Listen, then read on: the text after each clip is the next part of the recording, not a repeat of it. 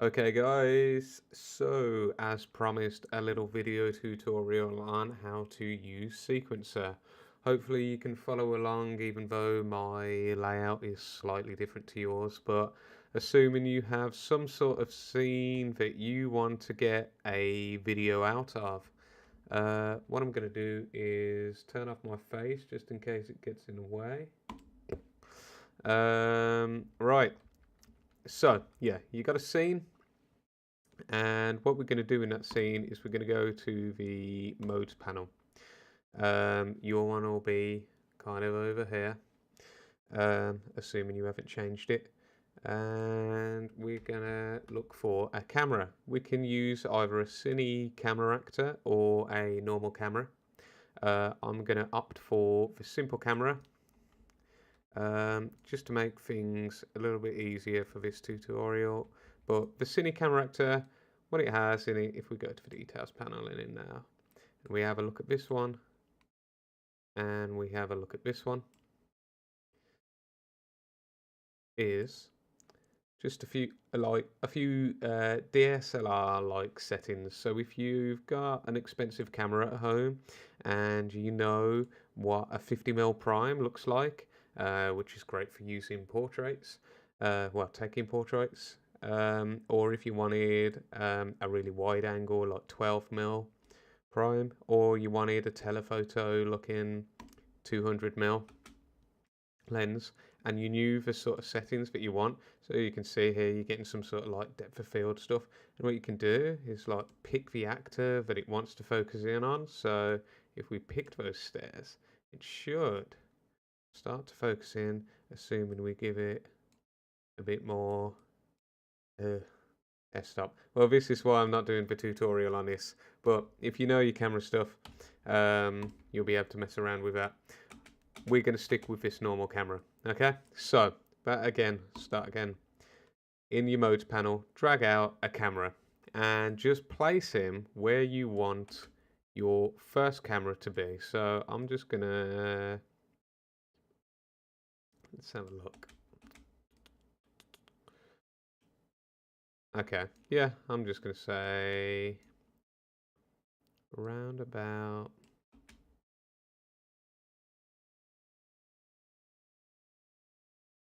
there. All right. Okay. Yeah. Doesn't really matter for me. But yeah, take as much time as you want to get that sorted. Um, the next thing I'm going to do is you've got this little clip, director's clipboard here. And it says display a list of matinee and level sequence objects to open in their respective editors.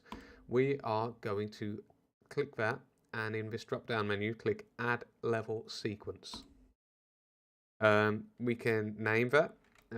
I'll just call mine my level sequence. Okay, and save that. And we get this little editor now. All right.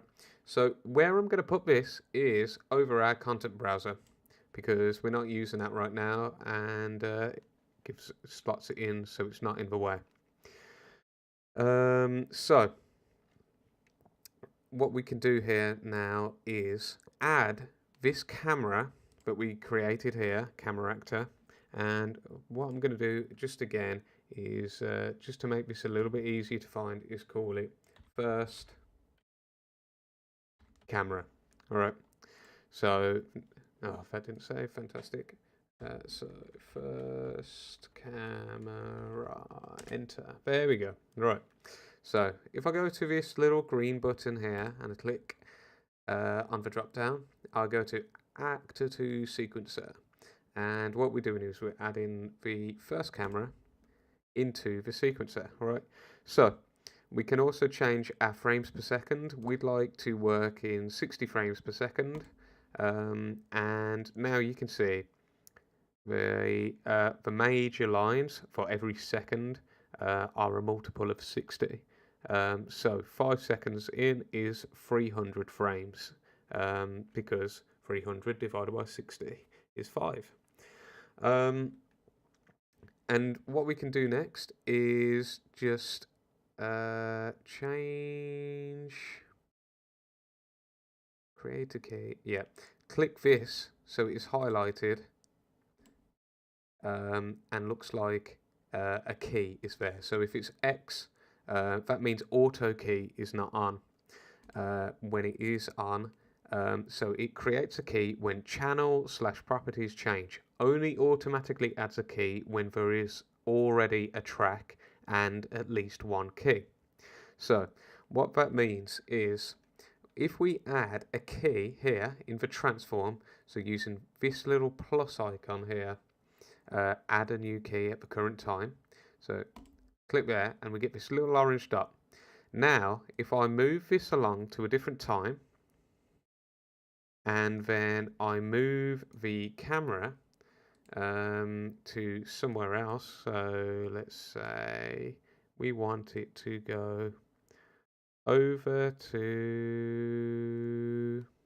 and I'm looking in the bottom viewport really for where I want it to be. Just trying to get something framed up for it. Actually, let's see. No, we don't want to look over there because we've got a white wall. Okay. So now what we can do after when we started making some changes to the transforms while the scrubber was moved over here, it automatically added in a new key for us. And every time we move it, it updates that key because auto key is on. So now when I start scrubbing, we see the animation. Okay, this is the simplest way to get cameras moving in your scene. So say that was all we wanted out of this, just a quick fly through. Okay, we can click this little render button here. It looks just like this director's clipboard, but it's down here, and it's a sort of minimalistic UI this time. So we click that. Frame rate is 60. You're going to want it at 1080 really. I'm going to reduce the quality just to speed up the render time. Never untick use compression, but you can increase the compression quality. I'm again going to leave this at 75, but if you want to move that up to 100, it's going to increase the file size. And when if you turn off use compression, you'll end up with around about a gigabyte per second, if not more. It gets really big really fast. So we're gonna just render this out by clicking capture movie. It's just gonna ask you to save everything. That's fine.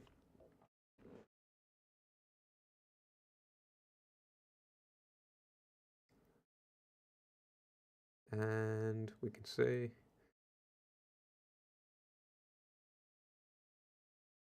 just doing all of that. Okay, open the capture folder over here, and let's watch this. Okay, then. So it's low quality, but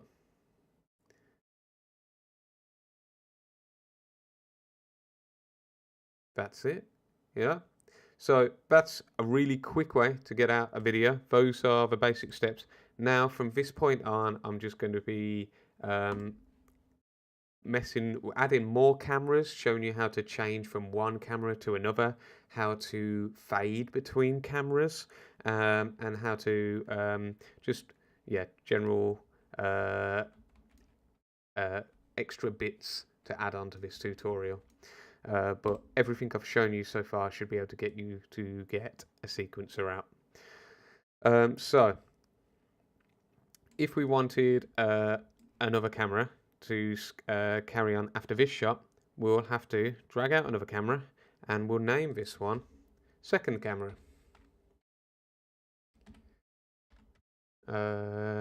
If we can spell correctly, there we go.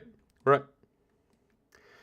And this one, I'm going to say focuses on the top of the stairs. I'll tell you what, no, we'll do something else with this one, a little bit more complicated. So we'll start it at the bottom of the stairs.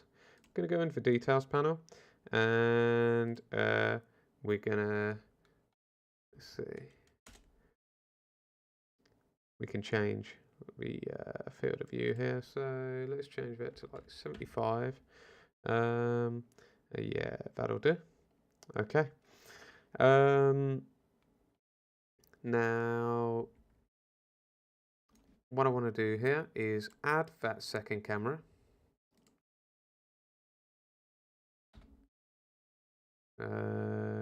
It didn't rename earlier, did it? There we go. Second camera. There we go. Right. Right. So it's in here, and if I increase the size of that, you can see here's our first camera. We can sort of collapse that, and in here I want to add in a key because it's at the 300 frame, and I want to, and then I'm looking here for the shot, move that and press Control Z, because what I didn't do was move the scrubber over to, let's say, 3 seconds ahead, so 180. That's 180. So I want it to take 3 seconds to go up these stairs. Okay, and you can see that now, so that's fine. And then I want it to take another second to I'm just gonna do that.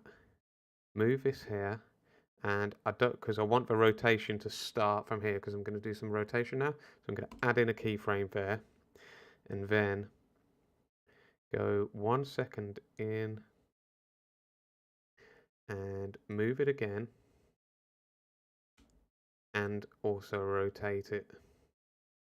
And I want that to be exactly 90 degrees, so I'm going to just turn on the lock in there, the snapping, and move it in to here.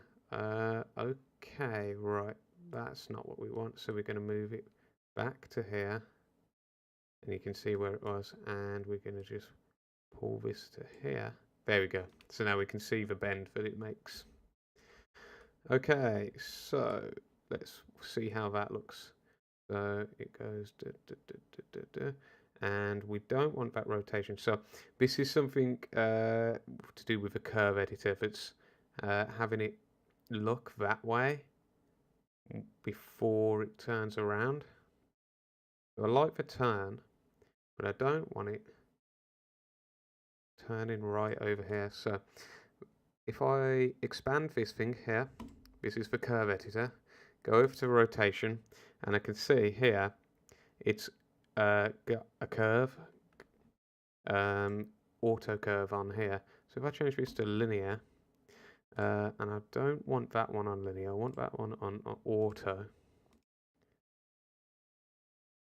So automatic tangent, and then this one I want on linear. There we go. So now that rotation isn't being affected here, and then you can see the acceleration of the rotation starting here, and then it slows down there. So when we play it, let's come over here. Oh right, so I need to just go back over to here, get that out of the way, and I need to expand the timeline, the active timeline area over to here, and now we can play here. So that should do, I think. Let's see. Right. So I want that to be a little bit slower on the acceleration here. So I'm going to move that. Let's see how that looks. So I want it to accelerate into the rotation. Oh, no, that's the opposite of what I want. So I want to move that more like this, and move this one more like that. So Okay, so a bit too much. So more like that, hopefully. Okay, yeah, I can deal with that. Oops. Okay, so let's close that. And now you can see here if I widen this so we can see the whole timeline. Um, we've got this camera cuts track.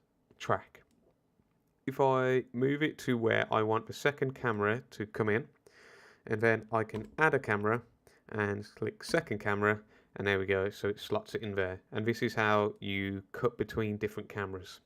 So really what you can do is just have, if you've got two cameras, and then while this camera is doing this, you can move this camera over to the next shot, and then, or you can have first, second, third, fourth, but then your timeline's going to get really busy with lots of cameras, and then it depends how complex you really want it to get it. What I would do is just use two cameras and just move them in between the two um, clips, because there's only ever going to be one camera in rendering out at one time, so it doesn't matter what the other cameras are doing in the meantime. But if you do want lots of complex lot, maybe you've got some cine camera actors set up with different depth of fields and different actors to track, then it might be a better idea to have lots of cameras in. Um, so now if we have a look at this, so let's just render this one out.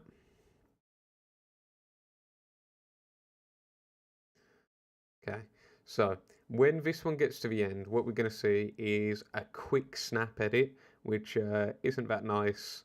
It just snapped to the next camera like that. So I would not like to see that. What I would like to see is a little blend between the two. So we can add an extra track now, which is a fade track. And I'm going to move this up just underneath the camera cuts track in between here. And I want to just move this around about 10 frames so we can zoom right in between where the cuts are happening. And I'm going to put in a key here. I'm going to move over 5 frames. I'm going to put in a key and say 1. So 1 means it will fade to black. I'm going to move over 10 frames here and add another key. And then I'm going to move 5 more frames in and change that back to 0. And so what happens is, in between that cut, fades to black and fades back in. So now if we capture this out, we can see what happens. So as this reaches the end of this shot, it should start to fade to black. And there we go. I think that was still a bit sharp, a bit fast. So we can pull this over to 280 and this one over to 320 and see how that looks. And what I'm going to do here as well, just move those in 2 frames as well. So we've got 6 frames of darkness, which is 1/10 of a second. So let's have a look. Yeah, I'd say that's a bit more. Let's try even longer, an even bigger transition. So I'm just paying attention to how long it takes to fade to black. Yeah, something like that. So you can see it coming from a long way off the transition. It doesn't surprise you, but you're also not in black for too long. So yeah, and actually let's bring that back out now and see. Yeah, there we go. That's a bit softer. Okay. So let's have a look at the curves on these. Does this have a curve track? Yeah, it does. So let me see what that looks like linear.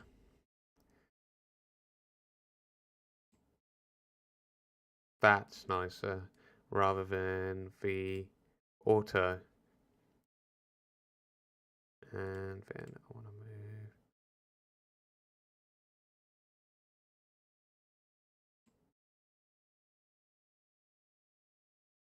Okay, and then back to auto. I like that one a bit more myself personally.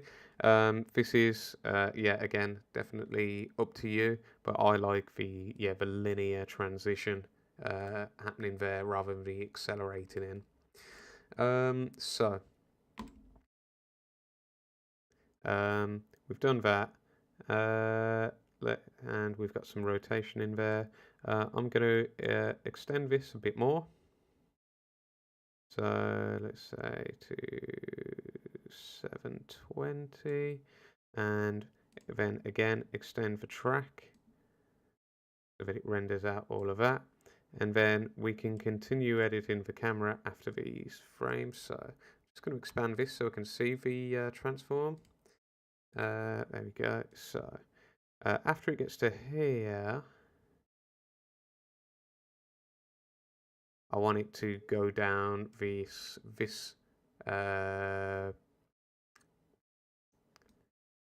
bridge. There we go. Forgot how to use words for a second then. So I want it to carry on rotating. So for another second, yeah. So move that to 570. Go here. Rotate around, and there you go. So you can see add that frame in, and move to here. There we go. So let's see what that looks like. And then we want to over 720. There we go. Ah, no, should not press space. I need to go click here, click on there. Now I can press space to cycle through these and just move this down. And then as it's going in there, I'm just going to make sure that it's nicely framed up on the center of the door. There we go.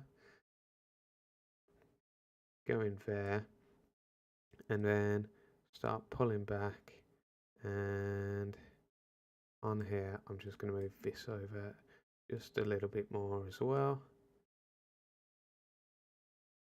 Yeah, just so the composition's a little bit nicer there. I think that's right. Okay, so and then I'm gonna, on my camera fade track, I'm going to just click in another fade, and I want that to just start around about here. 0.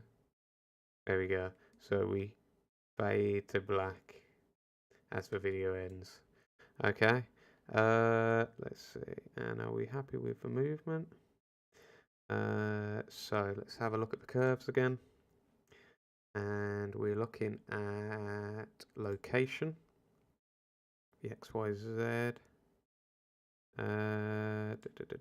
So I think we can tweak that.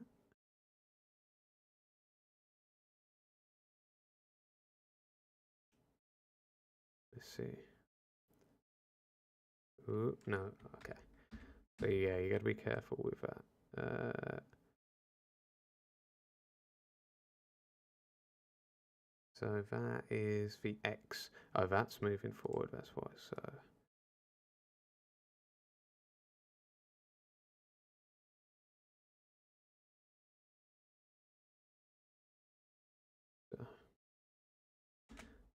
slow that down a bit more. Okay. don't quite like that sort of stopping and pivoting that it's doing. Just trying to think. I want it to be a bit smoother as it goes around. I feel like if we start this bit here, it starts moving forward a bit earlier. Yeah, it shouldn't feel like it stops so much now. And if we just let it pop out just a tiny bit and come back in, it should feel a bit more like it drifted around the corner. No, that looks awful. Okay. But again, yeah, this is just stuff to play around with to your own preference.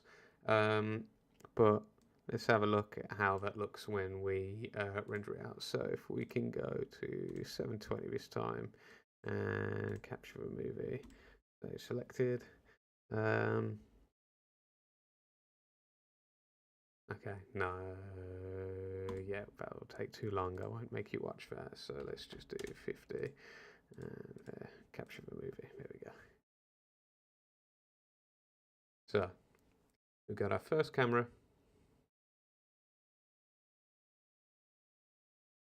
And then when we get to here, we slowly fade into this new camera, and we go around and we rotate,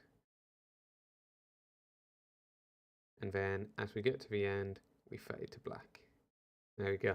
All right, so we can also watch that at the proper speed or for quality, but it's the animation of the camera that we care about here. So that's it, really. Those are the basics of Sequencer. Yeah, any other tracks that you'd want to add here? I don't think so. No, nothing that you need to worry about.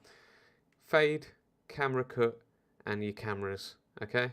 And as long as you can mess around with cameras and can mess around with curves, then you should be good. All right, so I'm going to end the video. If you've got any questions, just let me know.